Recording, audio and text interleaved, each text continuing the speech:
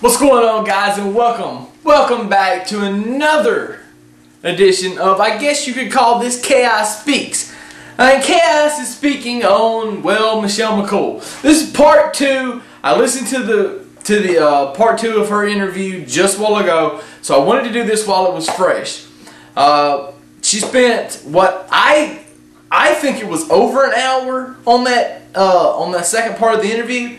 But there's a lot of good stuff in it, especially the first 45 minutes or so. You should definitely go check that out. It's at michelemccool.net, so go check it out.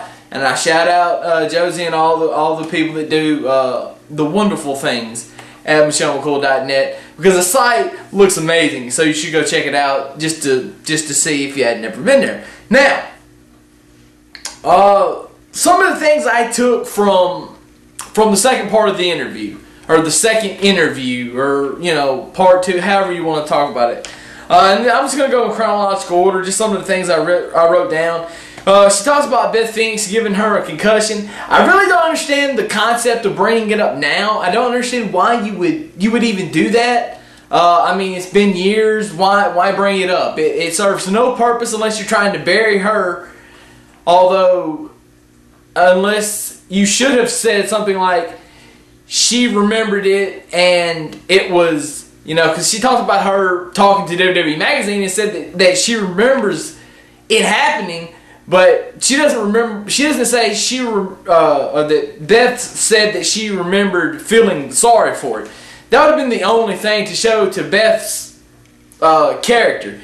What that does, as far as her part of the interview goes, is just it makes Beth look bad just because she held her arms, giving her the glam slam, and not protecting her, and not letting Michele protect herself. I think it was dumb and idiotic on her part to kind of put that out there. But, you know, I don't know what her mindset was when she was talking about that. So, I mean, that's just, you know, who knows? Michele McCool is the only one that knows. On to Victoria, or, you know, Lisa, with her last match. Tara, for those of you who don't know, Tara in TNA.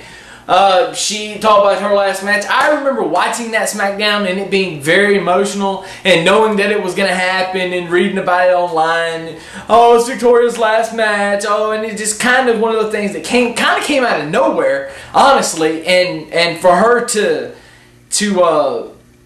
you know, just to do this match, and then we're leaving. She's not gonna. I was so pissed off because she's one of the best workers, and I was kind of upset that her last match was against Michele McCool. At the time, now remember, at the time, Michele wasn't the fantastic wrestler that she ended up being, but it served a purpose. I see the reason why her last match was with Michele. And I looking back, I was wrong then, which a lot of things with Michele's career I've looked back and I've been wrong about. But, you know, I'm man enough to stand up here, put a face to the words, and say I was wrong. Sue me. Anyway, LayCool, the best thing that the Divas division has ever done, ever in the whole 20, 30 year, even longer than that, before it was, you know, WWF, the big worldwide. It's the best thing that women's wrestling has ever done, because they did it so well. I'll never ever stop praising LayCool because of what they did. And that takes me on to the next thing, the Piggy James thing. I stood up and I said on YouTube, I said it on Twitter. Of course, I said it on my other channel on YouTube because that was so far back. I said, this is gold. This is gold. It is so good. And Mickey's playing it so well. And I agree with Michele. Michele gave everything about that whole angle to Mickey and made her, you know, put her way over in this interview talking about it. And I totally agree. I totally 100% agree, because look, it takes a real trooper and somebody that in their mind that they are so for the business to go out there for 2 months 2.5 months, 3 months, however long this whole Mickie James thing lasted, and have somebody completely run you down because you're a little overweight and you're not a quote-unquote what divas are supposed to look like. You don't look like me. You don't wear a size 4, what, I don't know sizes. But, you know, for Mickie to do that, and I always have supported Mickie James, always, because she's just fantastic, for one, as a person. But two, because of stuff like this. And Michele was right. It really shows to her character what kind of person she is to be able to take this and the payoff. I remember it wasn't the ultimate payoff, but there was like a couple of payoffs in that thing when Mickie won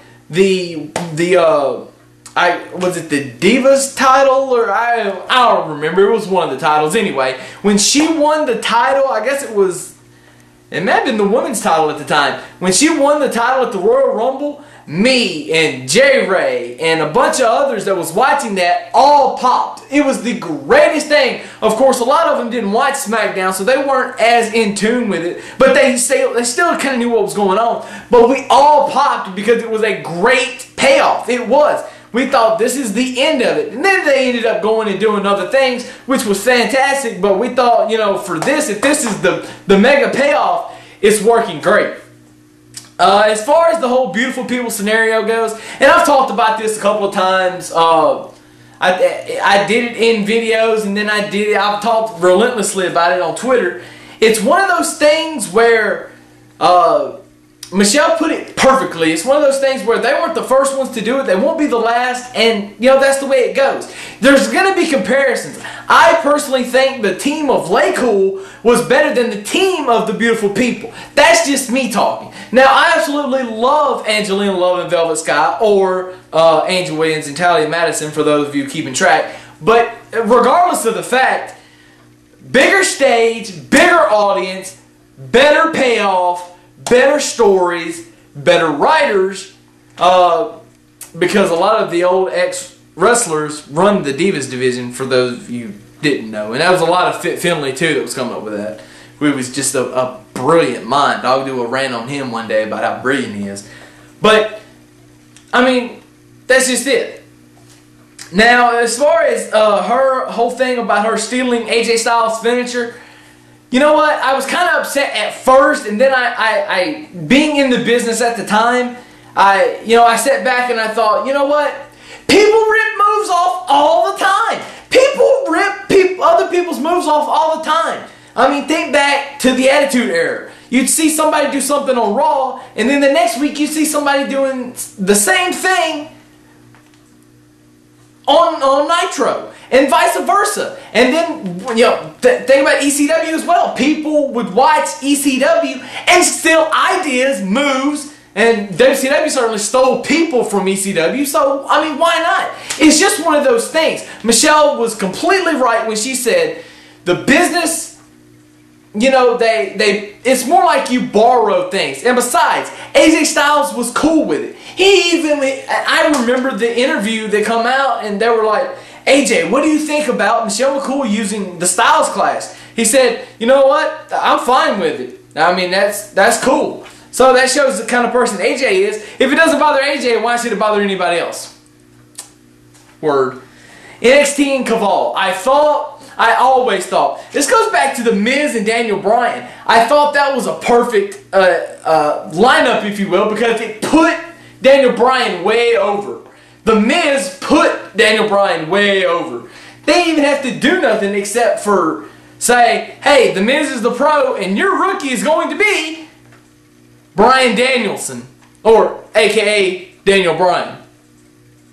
Come on, it's perfect. That is perfect. It's perfect. It just is. And the same thing with Caval. Now, I'm sure Caval, he probably learned a little something about charisma and everything, but it probably wasn't just from them. It's probably from everybody involved. Unfortunately, Caval's not with us anymore in WWE. It really sucks, but that's the nature of the beast. As far as her being listed #1, the #1 female wrestler in the world in the PWI top 50. I said this on my last channel. I did a rant on it when it was published. I wish I still had that video. I would re-upload it. I agree. At the time, she was the best and deserving #1. And a lot of people don't hold my opinion. I mean, don't share my opinion on that. Look, the list, a lot of people think, oh, it just goes, you know, they're patting WWE, they're doing all this, they're blah, blah, blah. Who was #1 this year? Okay? Look at the list for this year, alright? And then see if that still holds true. Now, I don't know if the criteria changed, but then I thought it was the perfect move because she was the top diva in the WWE, which is the top wrestling organization in the world, and she was the best that they had. And normally I would say, oh, well, maybe sometimes that's not saying much, but she was doing great work, so why not? So I agree with it. I agreed with it then, just like I still agree with it, and I don't care what anybody says. Now, as far as Karma and her kind of feeding off of her, as far as it went with her after her last match, I think it was brilliant because it kind of put Karma up a little bit higher. Look, Michele McCool's gone. Okay, she just got beat. She's done. Okay, she's got to leave. Okay, Karma comes out and feeds off of her while she's dead, pretty much. Too bad the whole Karma thing didn't work the way they wanted it to. But soon, hopefully soon. You know, she's pregnant right now. She's about to give birth to one or a half a dozen, who knows.